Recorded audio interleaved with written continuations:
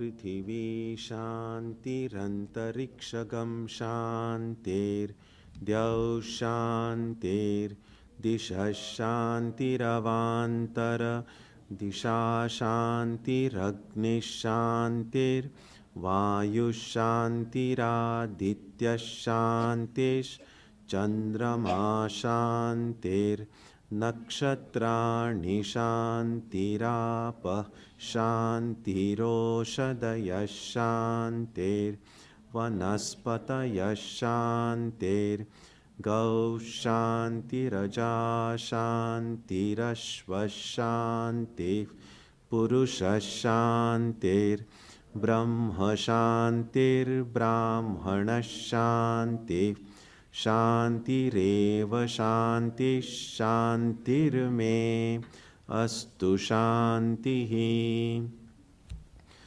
May there be peace on earth and in the sky.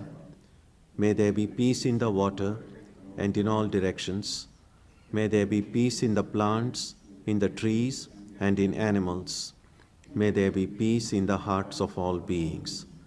May there be peace in everyone and in everything.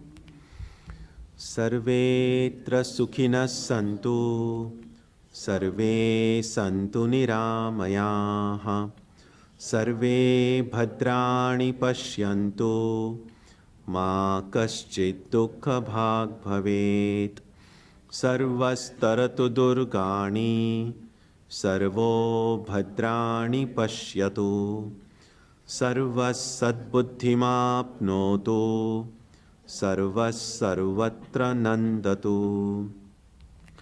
May all be happy and healthy.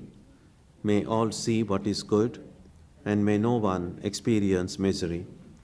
May all overcome their obstacles and acquire good tendencies. May people everywhere find joy and fulfillment.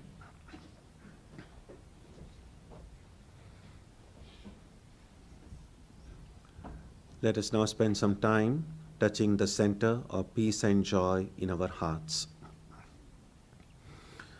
A good way to begin the practice is to withdraw the scattered energies of the mind and bring them to rest on one point. That point can be our own breathing. Let us therefore practice breathing with awareness. As we breathe in, let us visualize that our body and mind are being filled with love, strength, and compassion. And as we breathe out, let us release all the stress, anxiety, and exhaustion in the body and mind. Let us practice this way for a while.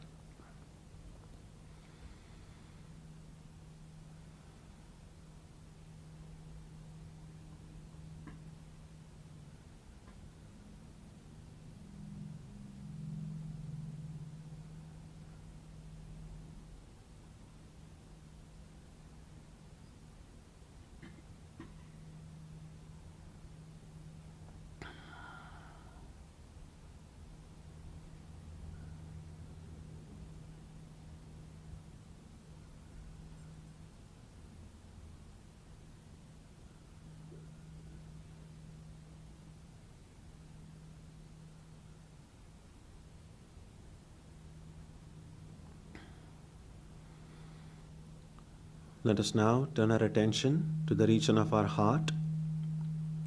Although God is present everywhere and in everyone, the divine presence can be felt most clearly in our own hearts. We can meditate in any way we have been taught.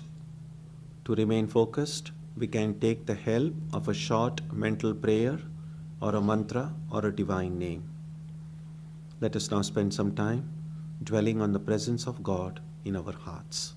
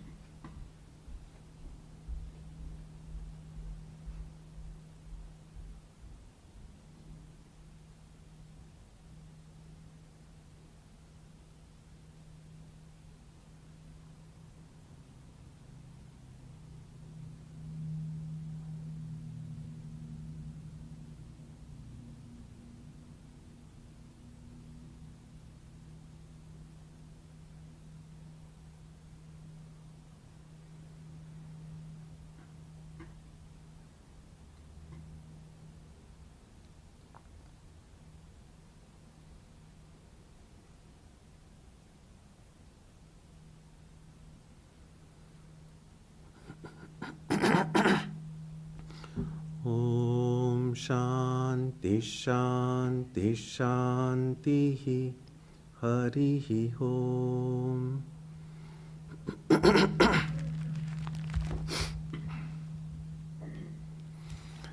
We're very happy today to have in our midst Swami Yuktatmanandaji. He is a senior monk of the Ramakrishna order. He is the head of the Ramakrishna Vivekananda Center in New York City. I've had the privilege and the honor to have known him for now almost 30 years, I think, close to 30 years. And so he's a good friend. And most of you have had a chance to hear him before, so I'm not going to spend a long time introducing him so that he can have maximum time to speak with you on his subject, steadfastness in spiritual life. Very important quality that's essential and that would be helpful for us to reflect on today. So please welcome Swami Yuktatmanandaji.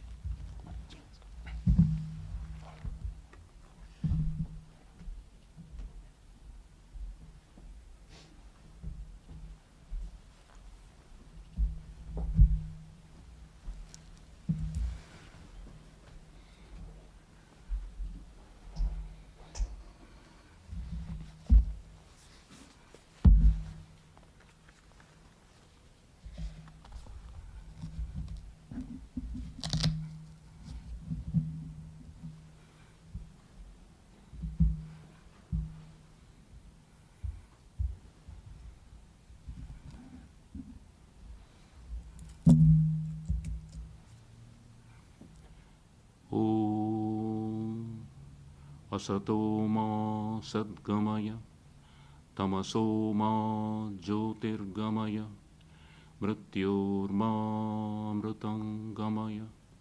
Om Shanti Shanti Shanti. Lead us from the unreal to the real. Lead us from darkness to light. Lead us from death to immortality. Om Peace. Peace, peace be unto us, peace be unto all. Swami Tyagananda Ji and dear friends, I'm very happy to be here as usual. And as Swami Tyagananda Ji announced, the subject for today's lecture is steadfastness in spiritual life.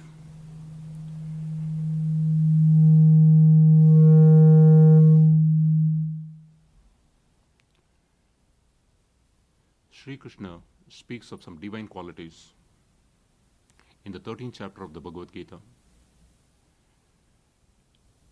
and he calls these qualities as knowledge itself. He speaks of knowledge and what is to be known. He speaks of the spirit.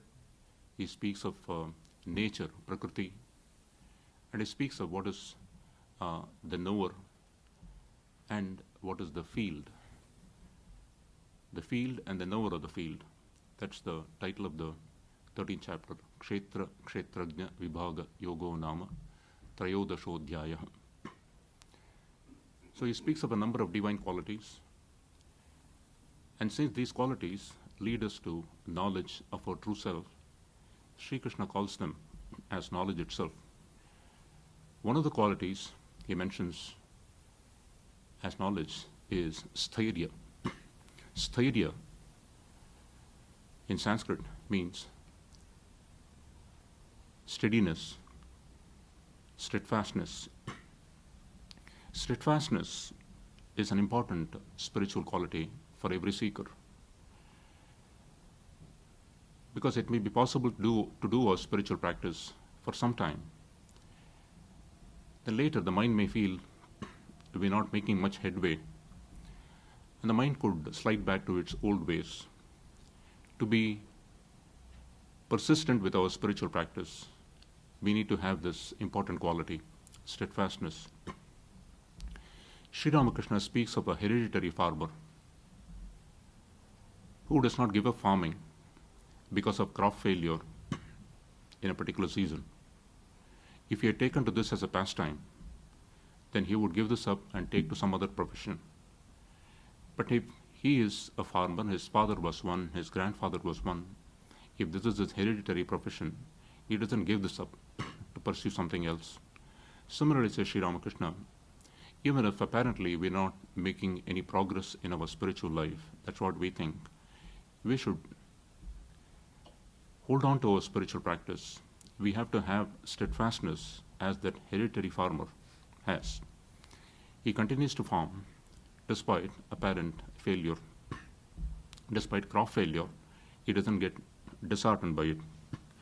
Steadfastness requires a strong will. A strong will that won't consider any obstacle as too big. Whatever obstacles are there, we continue to be steadfast in our spiritual practice, provided we have learned to distance ourselves from the mind and abide as the will. In Sanskrit, you use the word buddhi.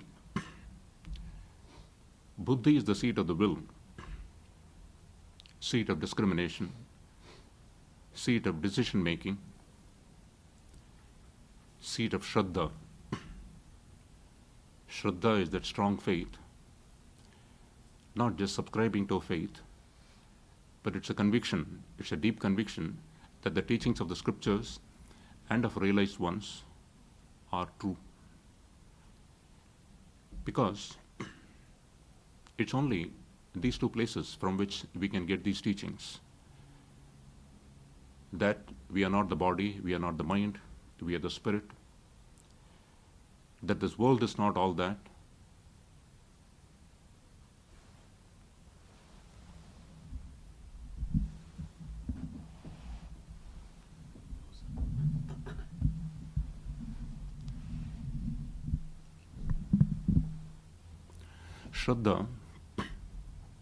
Shraddha is the deep conviction that the teachings of the scriptures and of realized souls are true. The scriptures teach that we are the spirit, essentially. Realized ones and incarnations of God, they also tell us that this human birth is precious. To realize God or to know our true selves is the goal of life. And to the extent we have struggled toward this ideal, our human birth attains fulfillment. So we can get this teaching only from the scriptures or from those who have realized the truth. For anything that is perceivable by the senses, we don't need the scriptures.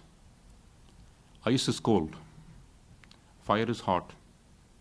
We can know by our sense of touch. We stick our finger into fire, then know, get it burnt, know that fire is hot. Or touch a block of ice, know it is cold. We don't need the Upanishads to come and teach us this.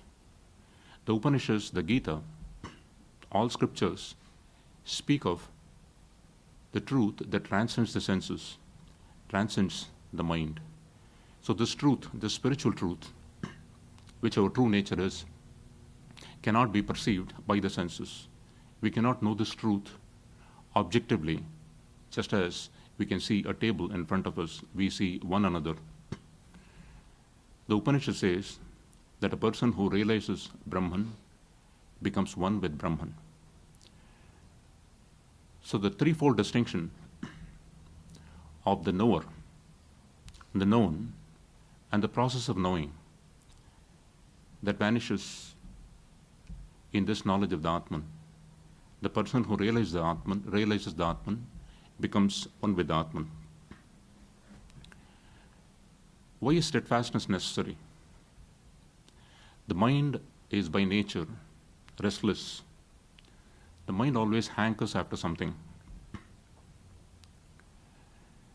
novel, something exciting.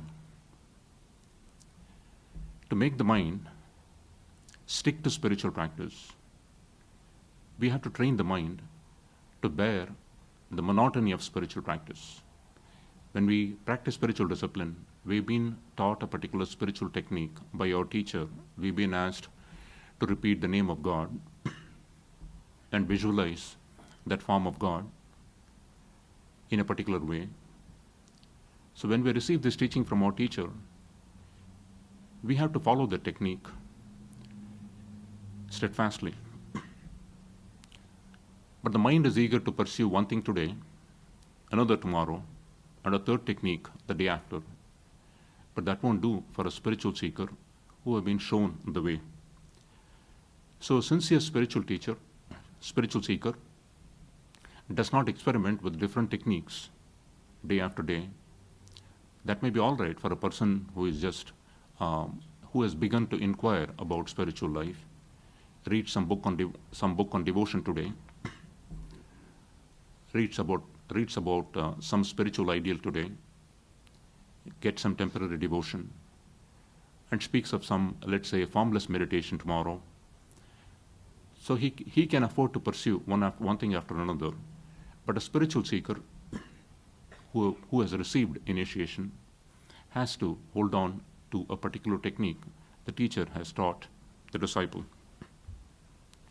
Sri Ramakrishna says, if we need water, we need to persist in digging in one place.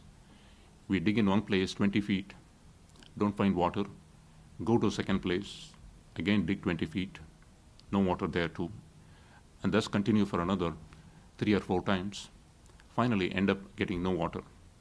Sri Ramakrishna says, if you had persisted in digging, in the very first place itself, you would have discovered water. Similarly, we need to persist with our spiritual technique. As Sri Ramakrishna says, we have to dive deep into ourselves. That diving deep becomes possible when we steadfastly pursue our spiritual discipline without being affected by the apparent monotony of it. So steadfastness enables our mind to be oriented toward the goal. Swami Tyagananda, one of Sri Ramakrishna's 16 monastic disciples, has this to say about steadfastness. We must have steadfastness to the ideal. As soon as we decide that a certain course is right, we must resolve to give up our life for it. We must have decision in our character. And Swami Ramakrishnanandaji, another of Sri Ramakrishna's disciples, who was the founder of the Ramakrishna movement in southern India, he says, steadiness and devotion means that though you may be busy with many things, still your mind is always turned toward God. You may not feel the same order always, but so long as the hunger for devotion for God, hunger for devotion to God is there, you are steady in devotion. So long as there is hunger for God, we are steadfast in our devotion. Now we'll examine different implications of steadfastness. The original word is sthairya, stairyam, but in English we say sthairya, going after the shabda. In Sanskrit you have the shabda and what is called pada. Pada is after you add a case ending to shabda. The convention is you hold on to the shabda. For example, we say atman, we don't say atma. That's a convention. So sthairya is steadfastness, and based on the commentaries of different great souls on the Gita, we'll examine different implications of this important word. First is, steadfastness implies cultivating good habits and giving up bad habits. Our actions and thoughts are governed by our mental impressions called samskaras. What we are at any moment is decided by these impressions. And these impressions are mental, subtle. They are embedded in the mind, not in the brain. If they were embedded in the brain, with the death of the body and its cremation, the samskaras would just vanish and everyone would become a knower of the self. That doesn't happen. So it's in the mind.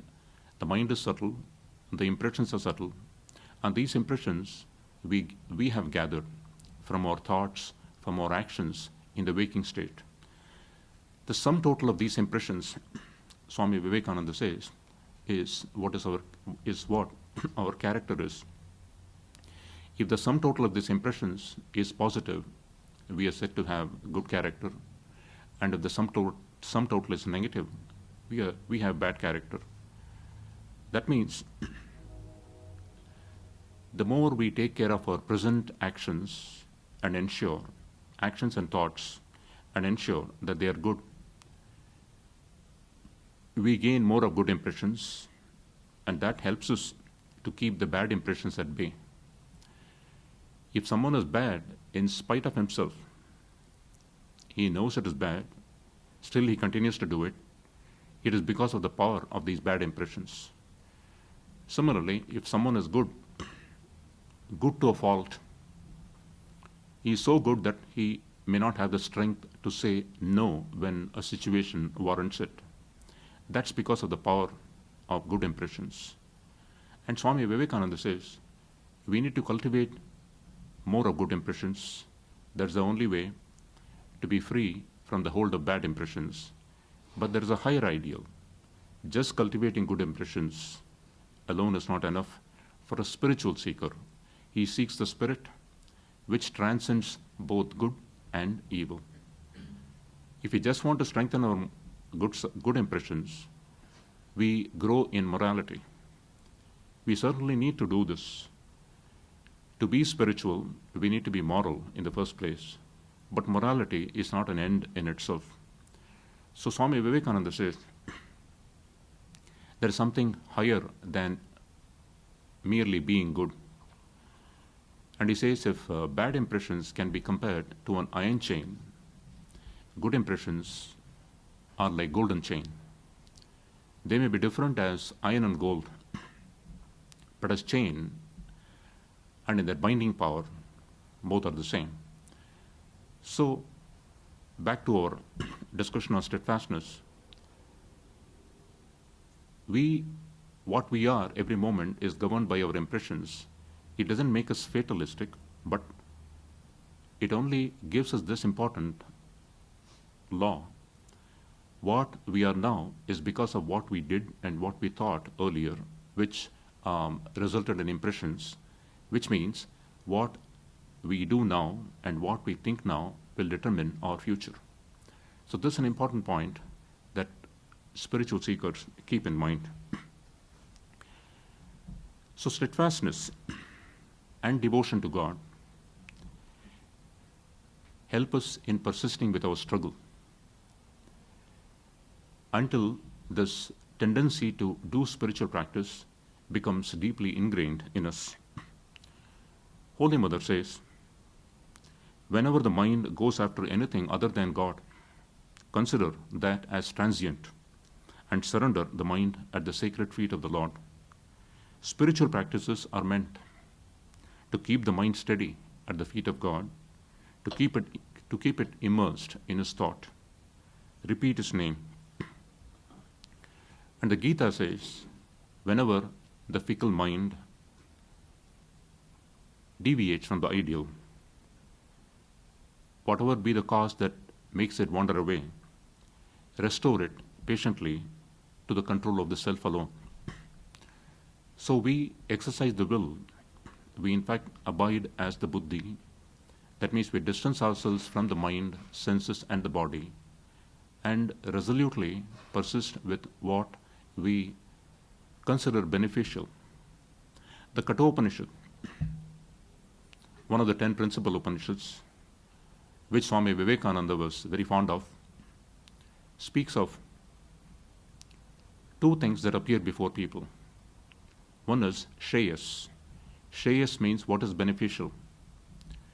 Another is Preyas. Preyas means what is pleasant. Both the pleasant and the beneficial appear before us.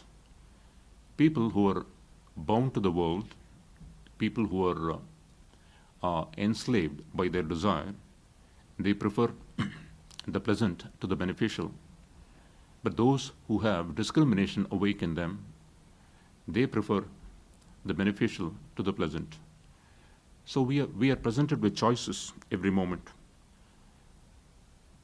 If we are one with the mind, we keep on doing the biddings of the mind. So we need to distance ourselves from the mind, abide as an entity, different from the mind, different from the body. That helps us wield the mind, that helps us discipline the mind, that helps us think noble thoughts consciously, and that helps us remain steadfast in our spiritual practice. The next aspect of steadfastness is steadfastness is required to cultivate detachment. In other words, cultivating detachment is another implication of steadfastness. Arjuna complained to Sri Krishna in the 6th chapter of the Gita. This mind is fickle, obstinate. This mind is restless. It's difficult to control. To control this mind, I think, is like controlling wind. Sri Krishna said, yes, the mind is restless, the mind is fickle, obstinate, but it can be controlled by two things. One is practice, and the other is detachment. Practice repeatedly settling the mind, establishing the mind in the self, or repeatedly thinking of God. That is practice. But mere practice is not enough. Detachment goes with practice. Detachment from what? Detachment from everything that does not help us in our practice. In Swami Vivekananda's words, anything that makes you weak, physically, mentally, morally, and spiritually, reject as poison. These are great words. These are a great mantra for a spiritual seeker. Only the mantra is in English. Anything that makes you weak physically, mentally, morally, and spiritually, reject as poison. This rejection as poison is what is meant by detachment. On the one hand, we try to train the mind in thinking of God. On the other, we have given a free rein to the mind. That means we just try to practice spiritual disciplines a few minutes in the morning, a few minutes in the evening, but give a free rein to the mind during other times. That does not help us in our spiritual practice. So practice and detachment. Detachment from anything that does not help us in our spiritual practice. And this detachment is possible when we have a strong will. That means when we, by repeatedly growing in devotion to God within, we grow in detachment from the mind, senses, and the body. The will becomes strong, and to that extent, mind discipline becomes possible. So practice and detachment go together. Now we have some more meanings of this steadfastness. There is a wonderful commentary on the Gita by a great soul called Sant Jnaneshwar.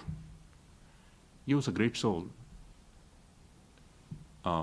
who was born in Maharashtra. He, his two brothers, and his sister, they were all considered to be incarnations of Brahma, the four-faced creator God, Vishnu, the God who sustains, and Shiva, the God who withdraws this universe and living beings into himself, and Devi, the Divine Mother. So Brahma, Vishnu, Maheshwara, and Devi, all of them incarnated at the same time in Maharashtra. So these people led such exemplary lives. This Sant Jnaneshwar, he composed a wonderful commentary on the Gita called Jnaneshwari in Marathi. It's in archaic Marathi, and it needs a commentary in Marathi itself, because that Marathi is different from the Marathi that is known now. There is a place near Pune, about 40 miles from Pune, called Alandi. And that is where you have a temple for Sant Jnaneshwar. It is not just a temple. As soon as his mission on earth was over, Sant Jnaneshwar, the great soul that he was, he had known his oneness with the truth within. He told his disciples that he would go in meditation, and he asked them to build a tomb around him. That means it was Jiva Samadhi. And that particular place where he just was in meditation and a tomb was built around him is in existence today. You can visit the place and you can really feel for yourself the sanctity of the place. And there, in a particular portion of that temple, you see devotees with this Jnaneshwari text in hand, reciting. You'll find them from the morning till evening, because this recitation of this Jnaneshwari in verse form is considered to be an act of great spiritual merit by the devout. So in his commentary, Sant Jnaneshwar speaks of several more implications of this important spiritual quality, steadfastness. The first, steadfastness signifies a mind that is undisturbed by physical activities. The body is active, but the mind is not. The mind is calm. Usually the body is active. Since the mind and body are mostly inseparable in most people, if the mind is restless, it tells on the body, and if the body has some ailments, it is restless in its own way, it affects the mind. If the mind is strong, it has a bearing on the body. If it is weak, then it has a bearing on the body that way also. And if the body is weak, it makes the mind weak. So they are mutually dependent. So here, Sant Jnaneshwar says that to keep the mind calm in the midst of physical activities, that is an aspect of steadfastness. And this steadfastness, as we saw, is a quality of the will. Alertness, awareness with respect to the mind makes this possible. And this needs training. That's why steadfastness in spiritual practice is the first thing that we saw. Steadfastness helps us bear the monotony of spiritual practice.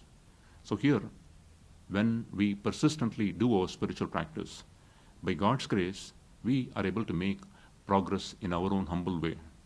Sri Ramakrishna says, you take one step toward God, God takes 100 steps toward you.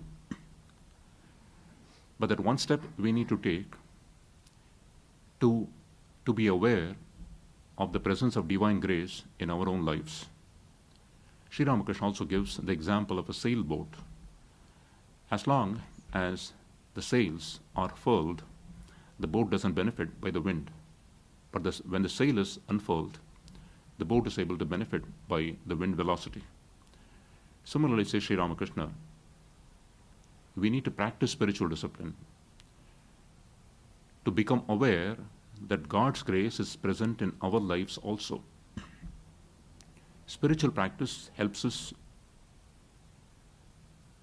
that God's grace is not the exclusive privilege of anyone, that God's grace is present on everyone, but we become aware of it in proportion to our self-effort. So steadfastness helps the mind remain calm and one-pointed on the ideal, though the body is active. Swami Tyagananda says, one test of steadfastness of mind is the steadiness of look. As soon as the mind gets steady, the look also gets steady. No more is there any restiveness in one's look and movements. An uncontrolled mind, on the other hand, will be visible by a person's restlessness at the physical level.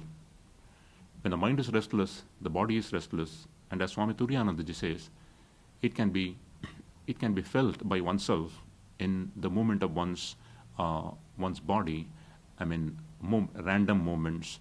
And he says, if a person has his mind under control, it'll be visible from his eyes, from his face.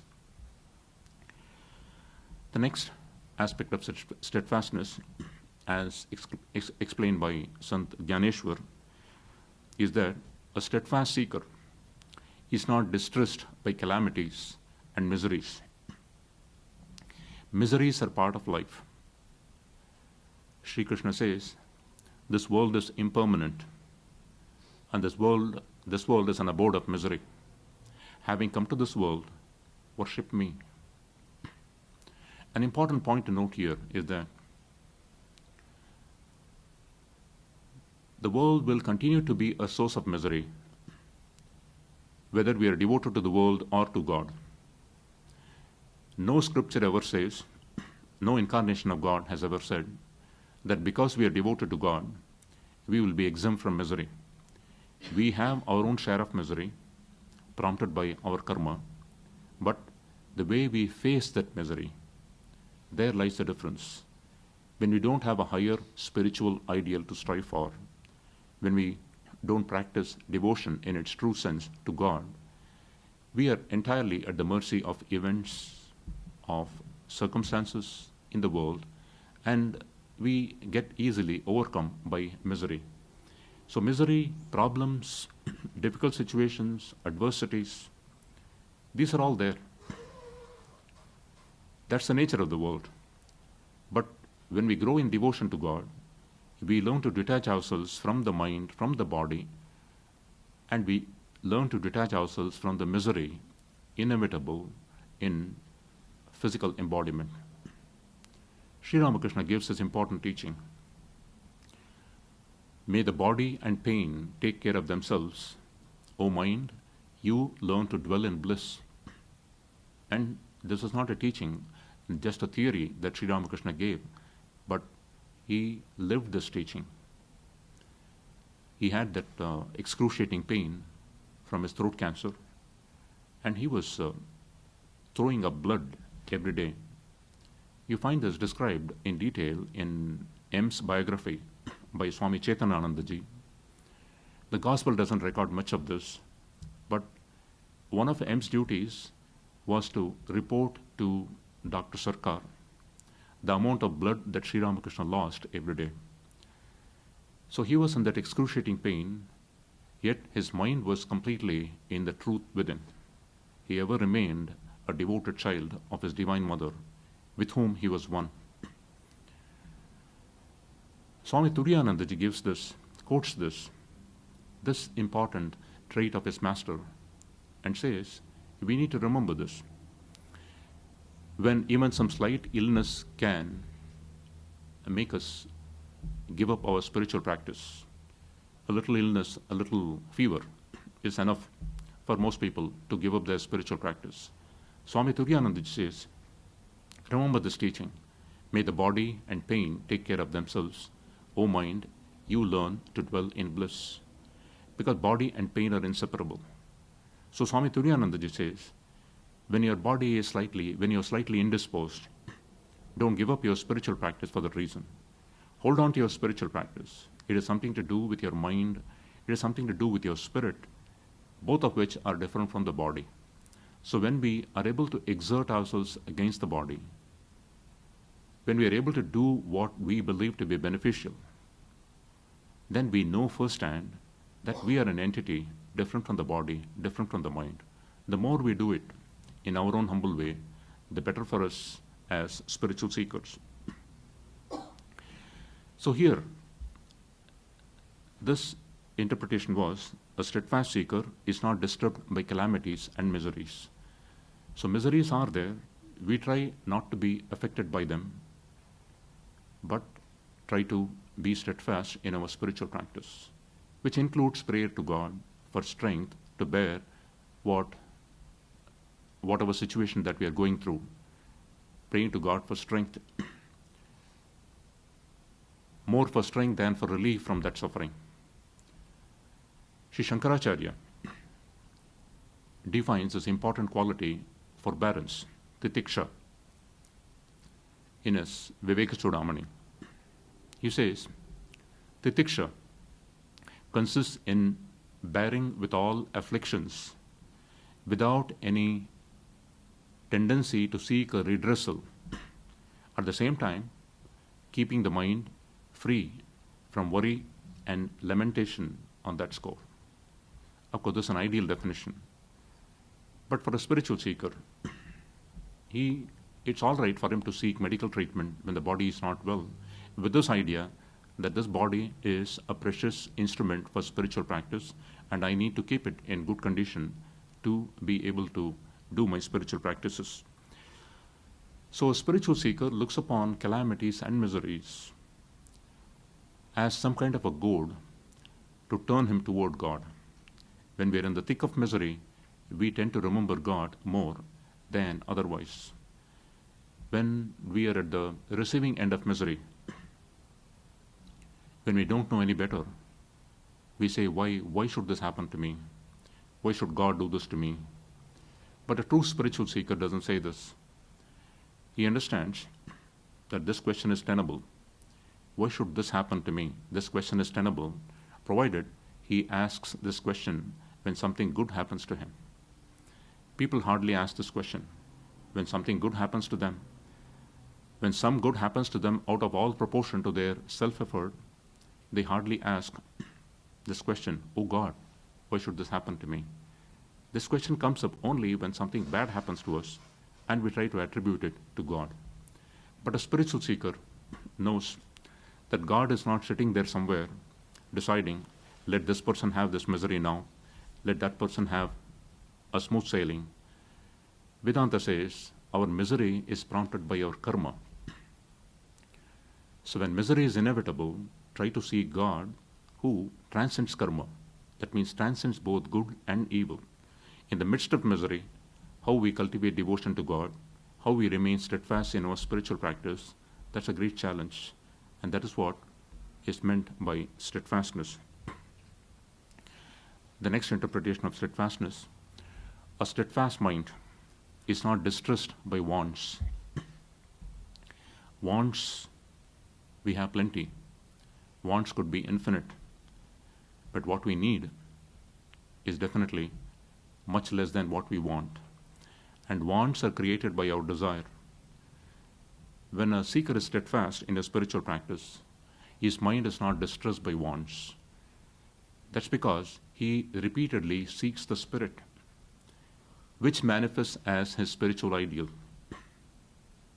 And this spirit transcends his mind, which means it transcends both good and evil. First, he strengthens the good side of his character, and then he transcends that also by his spiritual practices, including karma yoga and his devotions. And that way, he remains unperturbed by wants. He goes about his responsibilities with a calm mind, looking upon work as worship, and he offers the work he does to God. He offers the fruits of his work to God. He offers his sense of agency also to God. So the egotistic feeling, I am the doer, gives way gradually to the feeling that I am an instrument in the hands of God. Sri Krishna gives this important teaching to Arjuna in the Gita. Nimitta matram bhava savya sachin. O Arjuna, just be an instrument. Be an instrument in the hands of God. So surrendering the work itself to God, surrendering the fruits of our work to God, and surrendering the sense of agency to God. These are the three kinds of surrender that Sri Ramanuja emphasizes in his philosophy. And so that includes surrendering the fruits of our spiritual practice too. Because we would have seen that in our spiritual practice, we offer the fruits of our spiritual practice, the worship, the mental worship that we perform to God, so that we don't appropriate to ourselves the fruits of our worship. Otherwise, we could think, I've been practicing spiritual discipline for a number of years, nothing seems to be happening. So a spiritual seeker tries to cultivate a little amount of selflessness with respect to his spiritual practices too. We don't appropriate that to ourselves. So that way, the restlessness of mind, which is its natural tendency, gives way to calmness, calmness in the midst of activities. So such a seeker who surrenders his work, fruits of work, and his sense of agency to God practices contentment. Contentment here is an important virtue that needs to be properly understood. Contentment is not related to tamas. Tamas is inertia. Tamas is laziness, lack of self-effort. Contentment is the spiritual seeker is up and doing, does what needs to be done, but leaves the results to God. He is not unduly concerned about the outcome of his work. He is contented with whatever outcome of the work be, taking that as God's will, and continues to do what he needs to do. One more interpretation before we finish. Sant Gyaneshwar says, a steadfast seeker is not overcome by fear. Fear is again an important emotion of the human mind. Well, fear is common to both human beings and animals. When we are on this topic, it's good to know that there are 4 factors which are common to human beings and animals. One of our important works called Hitopadesha. Hita means whatever conduces to our welfare. Upadesha is instruction. So this work speaks of 4 qualities common to human beings and animals. First is eating. Next is sleeping. Third is fear. And fourth is sexual urge. Eating, sleeping, fear, and sexual urge. These are common to both human beings and animals. Then what distinguishes human beings from animals? The verse says it is dharma, which is a distinguishing factor in human beings. And dharma is a very important word in Sanskrit, which has several shades of meanings. Dharma can mean morality, righteousness. Dharma can mean our mindset. Dharma can mean our true nature. Dharma can mean religion, Hindu dharma, Hindu religion. Here, dharma, we take the meaning morality.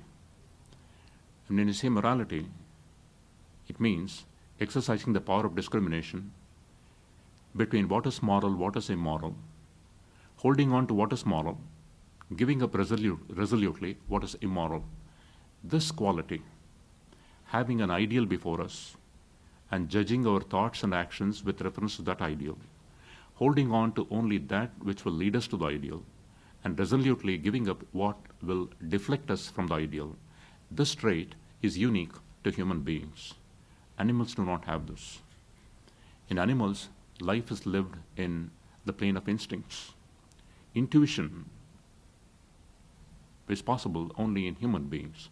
So the power of discrimination is the unique characteristic of a human being. So we came to this from this particular interpretation. A steadfast seeker is not overcome by fear.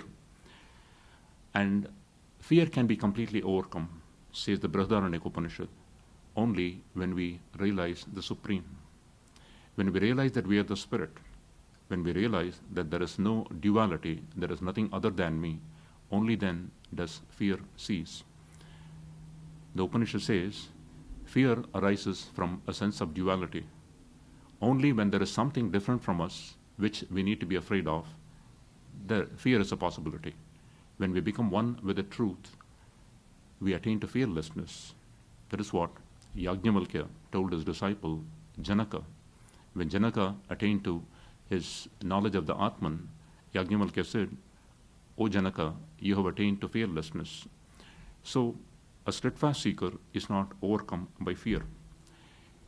He gets rid of fear by cultivating devotion to God, with this faith that whatever happens to him, God is there to protect him always. He's always aware that the problem before him is nothing compared to the power behind him, the divine power that is in him, that is superior to the problems that are before him. So these are some implications of steadfastness. I'm very happy to have been here, and thank you all very much.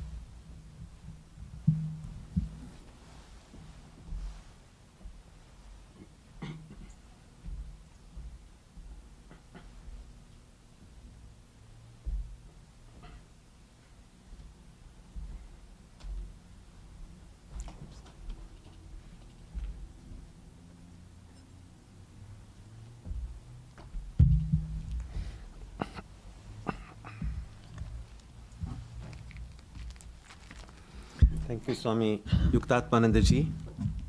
This very informative and enlightening talk on this important subject of steadfastness. And it gives us enough food for thought to reflect on the level of steadfastness in our own lives. And to the extent we are able to take these words to heart and make whatever changes or improvements are needed in our own lives, we will make progress in our own spiritual lives. So thank you once again, and we look forward to your next year's visit.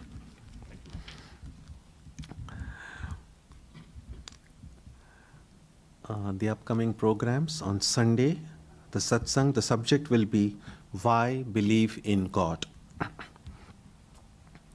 Next Wednesday, we will continue with the study of the Gita, chapter 18. And on Tuesday and Saturday, our meditation and arati will continue as usual. So let's conclude with a prayer on page 3.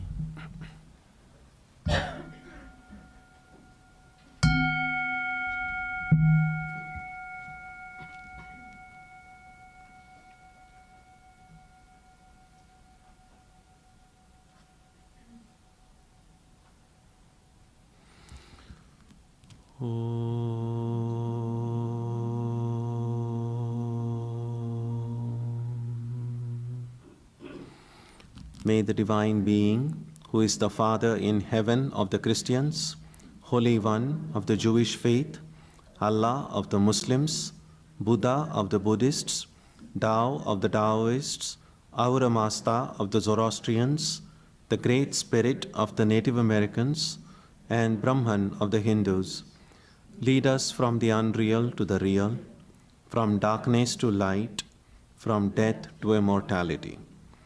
May we be granted strength, freedom, and clear understanding. May we learn to see God in our own hearts and in everyone around us. May God bless us all and fill our hearts with gratitude, grace, and love. Om Shanti Shanti Shanti. Peace, peace, peace be unto you.